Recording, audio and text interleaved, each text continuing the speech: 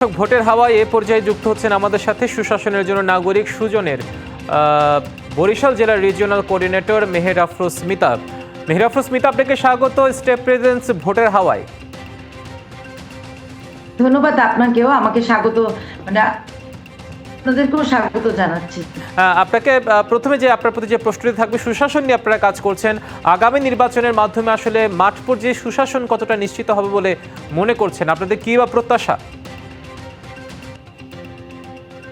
আমাদের প্রত্যাশা হলো যে আগে নির্বাচন যেভাবেই হচ্ছে না হবে না কেন, হয়েছে না কেন, এবং সামনের যে ত্রয়োদশ জাতীয় সংসদ নির্বাচন, এই নির্বাচনটা একটা অবাধ সুষ্ঠু নির্বাচন হবে এবং জনগণের যে প্রত্যাশা নির্বাচন নিয়ে, সেই প্রত্যাশার ফল জনগণ দেখতে পারবে।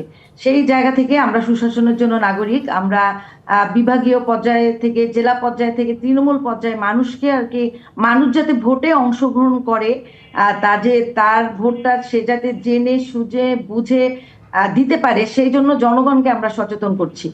এর পাশাপাশি আপনারা জানেন যে আমাদের গণভোট আছে, সেই গণভোট সম্পর্কেও যাতে মানুষ সচেতন হয় এবং গণভোটে যদি বিজয়ী হয়, তাহলে আসলে জনগণ কি ধরনের সুযোগ সুবিধা পাবে সে ব্যাপারেও, এবং সেগুলো আমরা মানুষের সামনে আসলে তুলে ধরছি। আর যদি নাও হয় সেইভাবে, সেখানেও মানুষ কিভাবে আসলে বঞ্চিত হবে সেই বিষয়গুলো আমরা তুলে ধরার আর কি চেষ্টা করছি সুজনের মাধ্যমে।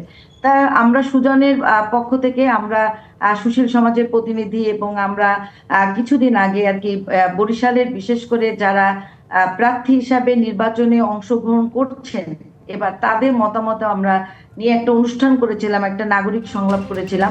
সেখানে তাদের সামনে নির্বাচনে ইস্তেহারে তারা কিভাবে ভাবছে নির্বাচন ইস্তেহার নিয়ে, এবং তাদের কাছ থেকে প্রত্যাশা কি সেই সম্পর্কে সামনাসামনি তাদের কিছু কথোপকথন হয়েছে। আমরা সেখানে দেখলাম যে আমাদের অনুষ্ঠানে সব প্রার্থীরাই উপস্থিত ছিলেন। এবং একটি বিষয় যুক্ত করতে, সেটা মাঠ পর্যায়ে আপনারা কাজ করেছেন বলছেন, কতটা সচেতন বলে মনে হচ্ছে ভোটারদেরকে? এবার উপস্থিত ছিলেন ডক্টর মনিকা। বলেন, মাঠ পর্যায়ে আপনারা কাজ করেছেন, সবার কাছে গেছেন, কতটা সচেতন বলে মনে হয়েছে ভোটারদের এবার আপনার কাছে?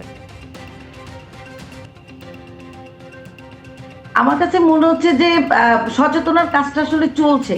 তবে যেহেতু এবার নির্বাচন কমিশন অনেকগুলো বিধিবিধান তৈরি করেছে, যে বিশেষ করে প্রচারণার ক্ষেত্রে, সেই জায়গা থেকে আসলে একদম আগে যেভাবে ঘরে ঘরে প্রার্থীরা বা জনগণের কাছে যেতে পারতো, সেই জায়গা থেকে এখনো ওইভাবে শুরু হয়নি। তবে তারা তো মিটিং করে আর কি ক্ষুদ্র ক্ষুদ্র পরিসরে প্রচারণা কাজটা চলছে।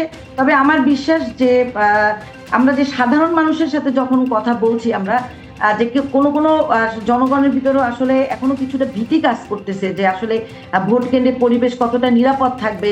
সবকিছু মিলিয়ে আপনারা যাচ্ছেন, সচেতন করছেন, কিন্তু কিছু মানুষের কাছে এখনো রয়ে গেছে শঙ্কার চ্যালেঞ্জটি, এখনো রয়ে গেছে। আপনাকে ধন্যবাদ ভোটের হাওয়ায় এসে আপনার পর্যবেক্ষণ তুলে ধরার জন্য। হ্যাঁ, অবশ্যই।